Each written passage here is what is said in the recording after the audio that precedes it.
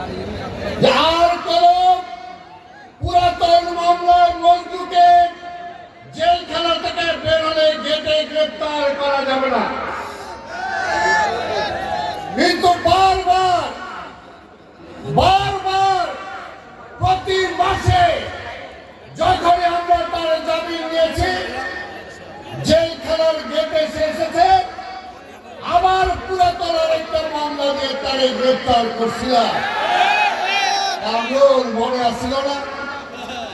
ভুয়া ভুয়া ভুয়া ভুয়া হাসিনা ভুয়া, হাসিনা ভুয়া, ওবায়দুল কাদের ভুয়া, কামরুল ভুয়া।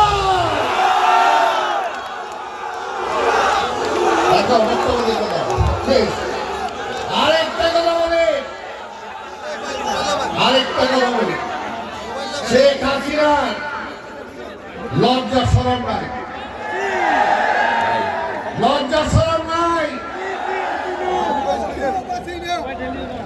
15ই আগস্ট কিভাবে তাদের পরিণতি হয়েছিল আমরা জানি।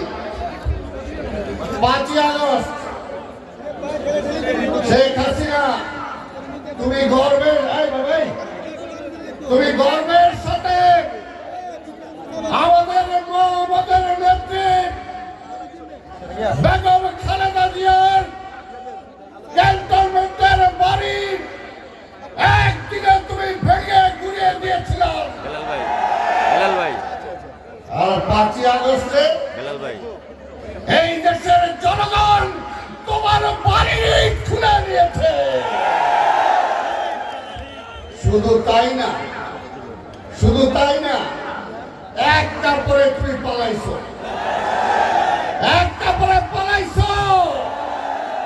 কোথায় ক্ষমতা? আওয়ামী লীগ অনেক কথা বলে ভাই, ওই স্বাধীনতার পর থেকে আওয়ামী লীগ আমরা দেখাইছি ক্ষমতায় থাকে বাঘ, আর ক্ষমতায় যদি না থাকে তাহলে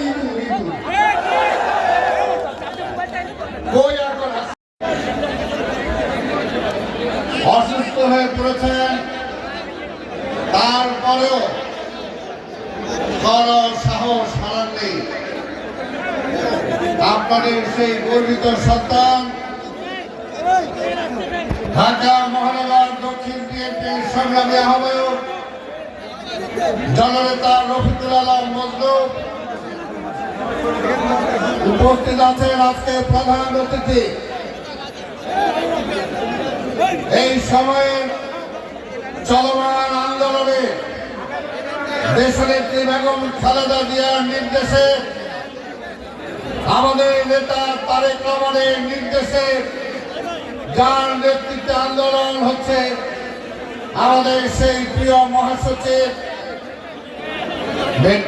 মির্জা ফখরুল ইসলাম আলমগীর উপস্থিত,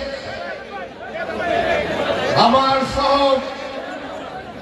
একসময় আন্দোলনের বন্ধু বীর মুক্তিযোদ্ধা বিপি জয়নাল উপস্থিত আছেন, শিবল বিশ্বাস আন্দোলন সংগ্রামের নেতা, বৃহত্তর নোয়াখালীর কৃতি সন্তান এনি চৌধুরী সাংগঠনিক সম্পাদক সাবেক সহ অন্যান্য নেতৃবৃন্দ, সমবেত ভাই ও বোনেরা, আসসালামু আলাইকুম।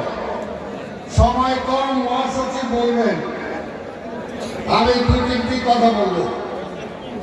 এই যে মজদুর কথা বললাম, এখন কালকে পত্রিকায় দেখলাম ওই আওয়ামী লীগের টাক্কুর কামরুল একটা মন্ত্রী আসছিল না এক সময়, ওই টাক্কুর কামরুল কইছে যে আমি তো নিউ মার্কেট থাকি না, আমার মধ্যে মামলা হইল কেন?